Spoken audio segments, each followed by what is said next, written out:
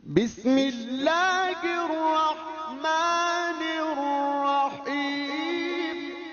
Dan masalah yang ketiga, yang terakhir ya, terkait dengan hukum-hukum yang berlaku antara duanya, antara apa adalah dan dobat sekaligus atau ijarah dan ta'dil sekaligus ya. Ijtima'ul jarhi wa ta'dil fi rawin wahid. Nah, sekarang jadi masalah ini ya ikhwah. Ada satu rawi hadis ini dinilai oleh dua orang. Satu rawi hadis ya dinilai oleh dua orang. Nah, tapi dua orang ini penilaiannya berbeda. Satu menilainya rawi yang jujur, yang satunya menilainya rawi yang ada celak ya.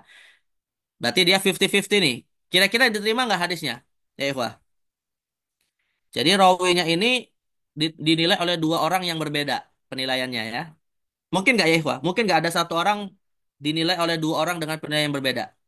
Hmm? Mungkin. Mungkin. Bisa jadi kita kan orang menilainya kan subjektif ya. Subjektivitas seseorang itu kan bisa berbeda ya. Kita menilai seseorang bisa jadi penilaian orang lain kepada kita kepada orang tersebut itu berbeda.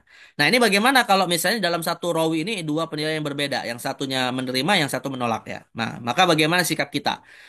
Kata Syekh At-Tohan, idza ijtama'a fi rawin wahidin al-jarh wa ta'dil, kalau terkumpul pada satu rawi ada penilaian positif dan negatif sekaligus, maka fal mu'tamad yang diakui ya pendapat yang lebih kuat apa? Annahu yuqaddamul jarhu idza kana mufassaron, bahwa jarah itu apa? Dida didahulukan. Tapi dengan syarat apa ya, Wah? Syarat yang tadi sudah kita bahas sebelumnya. Harus apa?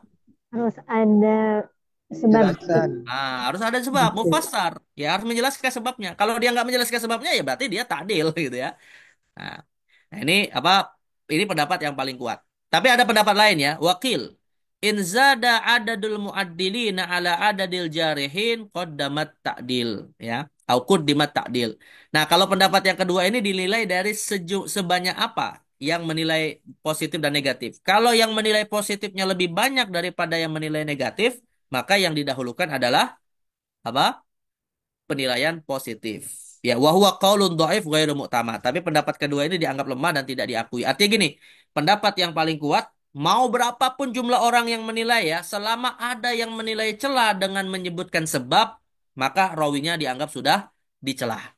Jadi gini misalnya, ada satu rawi hadis ya ikhwah, dia dinilai celak oleh seorang muadil dengan menyebutkan dengan menyebutkan seabra-abra alasannya gitu kan.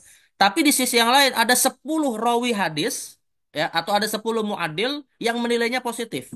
Maka rawi ini tadi menurut pendapat yang paling kuat termasuk ditolak atau diterima? Ditolak.